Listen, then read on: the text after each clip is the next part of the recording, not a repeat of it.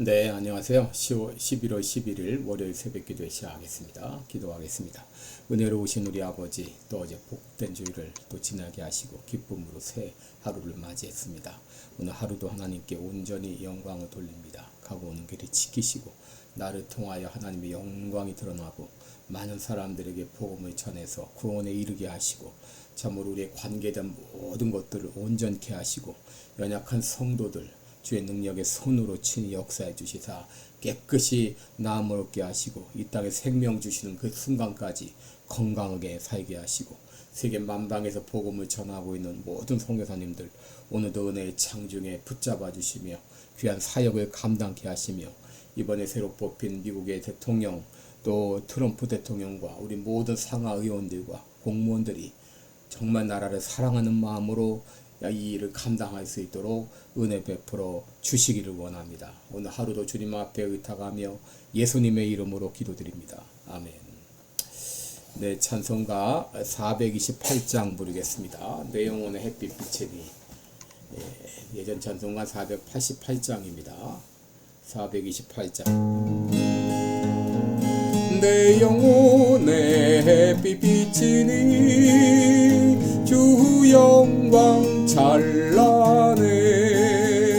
이 세상 어떤 빛보다 이 빛 더 빛나네. 주의 영광 빛난 긍채 내게 비춰 주시옵소서.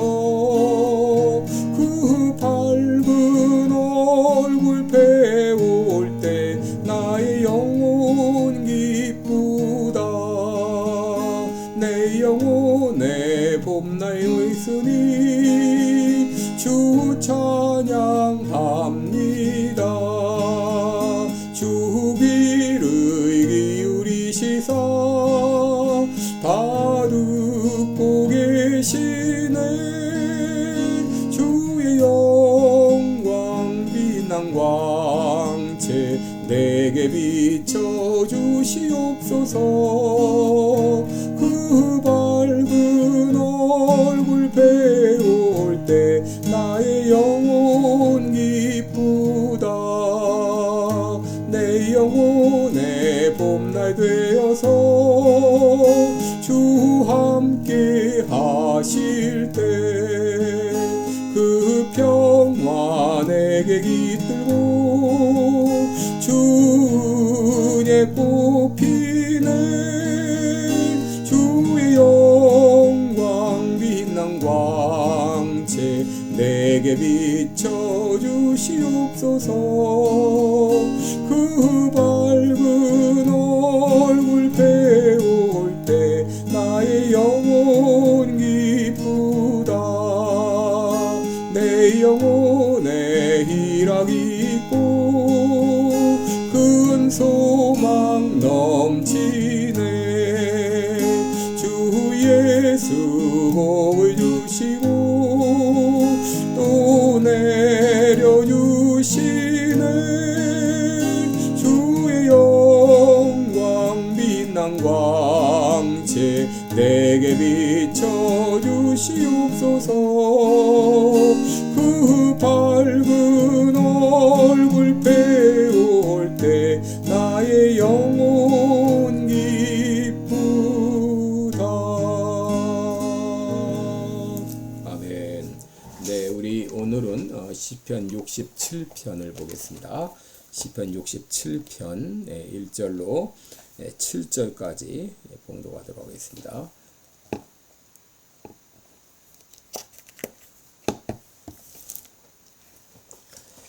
시편 67편 1절로 7절까지 제가 봉독해 드립니다. 하나님은 우리를 긍휼히 여기사 복을 주시고 그 얼굴빛으로 우리에게 비추사 셀라. 주의 도를 땅 위에 주의 구원을 만방중에 아리소서. 하나님이여 민족들로 주를 찬송케 하시며 모든 민족으로 주를 찬송케 하소서. 열방은 기쁘고 즐겁게 노래할지니 주는 민족들을 공평히 판단하시며 땅 위의 열방을 치리하실 것임이니이다. 셀라. 하나님이여 민족들로 주를 찬송케 하시며 모든 민족으로 주를 찬송케 하소서. 땅이 그 솟아낸 되었도다. 하나님 곧 우리 하나님이 우리에게 복을 주시리로다. 하나님이 우리에게 복을 주시리니 땅의 모든 끝이 하나님을 경외하리로다. 아멘. 네, 우리 오늘은 우리는 복의 통로로 부름을 받았다. 이런 제목으로 함께 말씀을 나누겠습니다. 여러분 시편 67편도 보면 제목에 시 곧 노래 영장으로 현악에 맞춘 것 이랬는데 이 시편 역시 공중 예배를 위해서 만들어진 그런 찬송으로 보입니다. 그리고 이 두 개의 찬양대가 서로 교창으로 이렇게 불렀던 그런 찬송으로 보여집니다. 그리고 6절에 땅이 그 솟아낸 되었다. 이 표현을 통해서 이 찬송은 추수감사 예배 때 불려졌던 찬송으로 보여집니다. 저는 오늘 본문을 통해서 나는 누구이고 또 나는 무엇을 위해서 어떻게 살아야 되는지를 함께 생각해 보고자 합니다. 첫째, 나는 누구인가? 나의 정체성입니다. 나는 하나님께 이 복받은 존재라. 이것을 여러분이 알아야 됩니다. 여러분, 우리가 믿는 하나님은 어떤 분이신가? 하나님은 복의 근원이시고 우리들에게 복을 주시기를 기뻐하시는 하나님이라고 하는 것입니다. 그러므로 우리가 복의 근원이신 하나님께 복 주세요라고 기도하는 것은 너무 자연스러운 일입니다. 이것은 마치 어린아이가 배고플 때 엄마에게 밥 주세요라고 말하는 것과 다르지 않습니다. 그런데 그동안 교회에서는 하나님께 복 달라고 기도하는 것이 기복신앙이라고 하는 미명하에 잘못된 것으로 치부해 온 그런 경향이 있습니다. 여러분, 기복신앙이란 부와 명예와 권력과 출세와 같은 세속적인 욕망을 위해서 신앙을 이용하는 것을 말하는데, 문제는 왜 복을 받으려 하는지 그 동기가 문제지 하나님께 복을 달라고 요청하는 것은 잘못이 아니라는 것이죠. 그러기에 오늘 본문 1절에서도 시편 기자는 하나님은 우리를 긍휼히 여기사 복을 주시고 라고 기도하고 있습니다. 그러나 문제는 사람들이 눈에 보이는 복만을 복으로 생각한다고 하는 것이죠. 여러분, 우리는 흔히 육신적으로 잘 되고 인간적으로 잘 풀리고 자녀들이 잘 되고 무병장수하는 것을 복받았다 생각합니다. 물론 이것도 복입니다마는 육신적인 복만이 복이 아닌 것이죠. 여러분, 우리가 예수 믿고 구원받아 하나님의 자녀가 된 거, 이거 엄청난 복입니다. 그리고 우리는 언젠가 이 땅을 떠날지라도 하나님의 품에 안길 수 있다는 이 믿음, 이것보다 더 큰 복이 없습니다. 또 주의 날 기쁨으로 주님 앞에 나와 예배드릴 수 있다고 하는 거 얼마나 큰 복입니까? 또 우리들에게 해야 될 일을 주셨다는 것도 얼마나 큰 복입니까? 하나님의 이 교회에서 봉사할 일을 주시고 또 섬길 수 있도록 인도해 주신 거, 너무나 귀한 복입니다. 여러분, 우리 모두는 하나님께 받은 복이 너무 많고 우리 모두는 복받은 존재다. 나는 복받은 존재라고 하는 것을 우리가 알아야 됩니다. 둘째, 우리가 알아야 될 것은 나는 왜 사는가, 뭐 때문에 사는가 하는 것입니다. 여러분, 우리가 이 땅에 사는 이유는 하나님께 받은 복을 다른 사람들과 나누기 위해서 살아간다고 하는 것입니다. 다시 말해, 우리 모두는 하나님의 이 복을 나누어주는 이 복의 통로로 부름받았다는 것을 우리가 알아야 됩니다. 여러분, 우리가 하나님께 복을 받았다면 우리 삶 가운데 복받은 증거들이 나타나야 됩니다. 첫째는 내 마음에 기쁨과 평안이 있는가. 어떤 상황에서도 상황에 관계없이 나는 하나님이 주신 그 절대 평안과 절대 기쁨을 누리며 살아가는가 하는 것입니다. 여러분, 하나님께 복받은 사람들은 어떤 상황에서도 이 기쁨과 평안을 빼앗기지 않습니다. 그리고 둘째로 복받은 증거는 내가 받은 복을 반드시 다른 사람들과 나눈다고 하는 것이죠. 여러분, 하나님은 복을 주시되 흘러 넘치게 주시기 때문에 반드시 그 복을 다른 사람과 나누게 되어 있어요. 만약에 내가 복을 받았다고 하면서 다른 사람들과 전혀 나누지 않는다면 그 사람이 받은 복은 복이 아닌 것이죠. 하나님께 복받은 사람들은 반드시 다른 사람들에게 전달하게 되어 있습니다. 여러분, 미국이 하나님께 얼마나 많은 복을 받았습니까? 그래서 이 미국은 세계 각국과 많은 것을 나누었습니다. 많은 선교사님들이 이 수많은 어려운 나라에 가서 악조건 속에서 복음을 전하며 또 사랑을 베풀었습니다. 2차 세계대전 후에는 패망한 일본과 미국, 이 독일의 재건에 힘을 쏟았고 6.25 이후에 이 한국의 수많은 물자로 도왔죠. 미국은 복을 받았고 그 복을 다른 나라들과 나누었습니다. 여러분, 이스라엘 백성들이 얼마나 하나님께 복을 받았습니까? 원래 그들은 애굽에서 종살이하던 민족이었습니다. 그런데 하나님께서 그들을 구원하시고 특별한 제사장 나라로 선택하셨어요. 이렇게 그들을 선택하신 것은 그들을 통해서 하나님의 복이 세계 만민에게 전달되게 하는 이 복의 통로로 사용하시기 위함이었습니다. 그런데 여러분, 이스라엘은 그 하나님께 받은 복을 걷어찼죠. 어느 순간부터 선민 사상에 빠져 하나님의 주신 복을 나누려 하지 않고 간직하고 누리려고만 했습니다. 그리고 하나님께서 복 주신 것을 마치 자기들이 잘나서 복 받은 것으로 착각하고 교만했습니다. 여러분, 오늘날 하나님이 우리에게 복을 주신 것은 너 혼자 잘 먹고 잘 살라고 주신 것이 아닙니다. 복의 통로가 돼서 내가 받은 복이 나를 통해 사방으로 유통되도록 그렇게 하시려고 복을 주신 것이죠.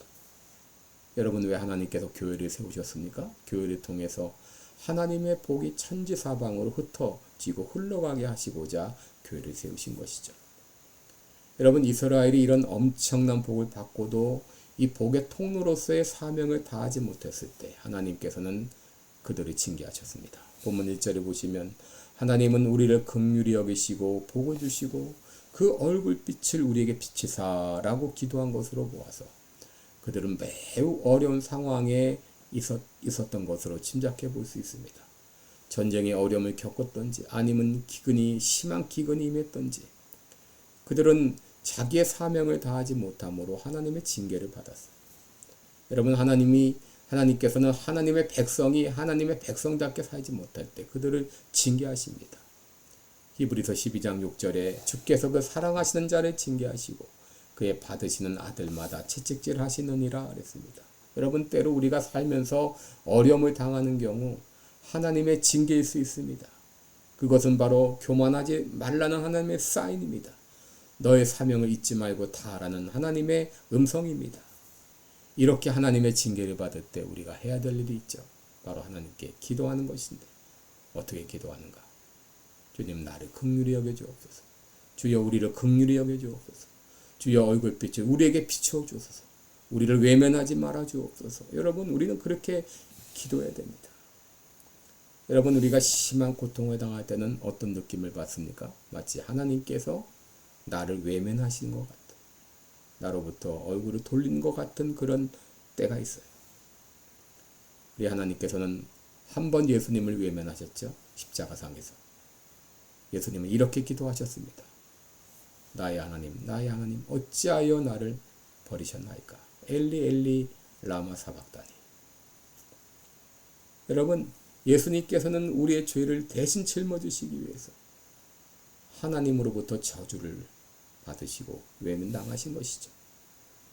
여러분, 이렇게 우리가 하나님께 외면당하고 있다고 느껴질 때 우리는 하나님께 기도해야 됩니다. 하나님, 우리를 긍휼히 여겨주옵소서. 우리를 외면하지 말아주옵소서. 얼굴을 돌려 그 얼굴빛을 우리에게 비춰주옵소서라고 기도해야 됩니다. 민수기 6장 25절 26절에서도 여호와는 그 얼굴빛으로 내게 비추사 은혜 베푸시기를 원하며 여호와는 그 얼굴을 내게로 향하여 두사 평강 주시기를 원하노라 라고 기도했습니다. 여러분, 우리가 아무리 어려움 가운데 있을지라도 하나님께서 우리를 불쌍히 여기사 그 얼굴빛을 우리에게 비춰주시면 순식간에 모든 문제가 해결됩니다. 하나님은 우리의 문제를 해결해 주시기 위해서 예수님을 이 땅에 보내셔서 십자가에 달려 죽게 하시고 그 대속의 죽음을 통해 우리를 구원해 주셨습니다. 그러므로 하나님은 결코 우리를 외면하실 수 없습니다. 그러므로 하나님께서 한번 얼굴을 돌이키사 빛을 비추시면 모든 문제가 순식간에 해결됩니다. 구약 성경에 욥은 재산 다 날아가고 자녀들 다 죽고 자신마저 악창이 들어서 고통 가운데 있을 때 친구들은 그에게 말합니다. 너는 하나님께 저주받은 인생이야. 네가 뭔가 잘못됐기 때문에 그런 일이 일어난 거야. 참 그러지만 하나님께서 그를 긍휼히 여겨서 얼굴빛을 비춰주시니 모든 문제가 순식간에 해결됐습니다. 룻기에 나오는 나오미는 기근으로 말미암아 잘 살아보겠다고 모압으로 이민을 갔지만 그곳에서 남편도 죽고 두 아들마저 죽었습니다. 나는 마치 저주받은 인생 같았습니다. 그러나 하나님이 그 얼굴빛을 비춰주시니 순식간에 문제가 해결되었습니다. 여러분, 우리가 어려움을 당할 때는 하나님의 징계일 수 있습니다. 잠시 하나님의 얼굴을 돌리신 것입니다.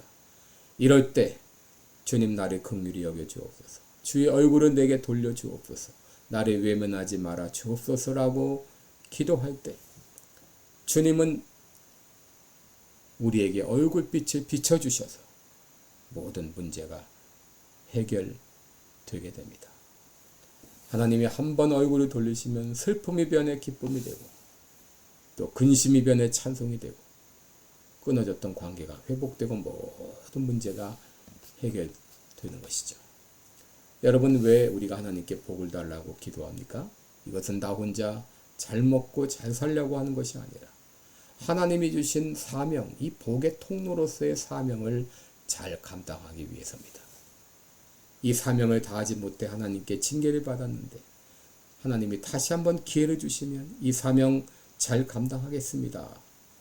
그래서 2절에 보면 시편 기자는 주의 도를 땅 위에 주의 구원을 만방 중에 알리소서라고 기도했습니다.